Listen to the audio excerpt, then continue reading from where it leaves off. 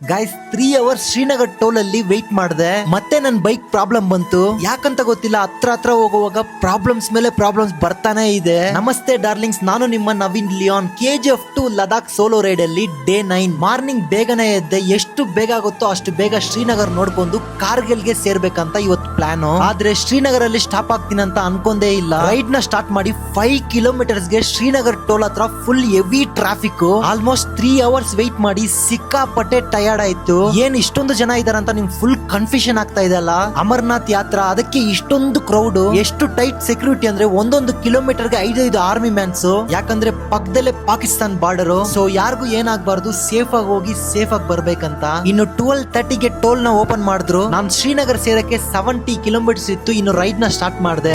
ನಿಜ ಹೇಳ್ತೀನಿ ನೋಡಿ, ಶ್ರೀನಗರ್ ಹೋಗೋ ದಾರಿಯಲ್ಲಿ ಪ್ಲೇಸಸ್ ಇರುತ್ತೆ.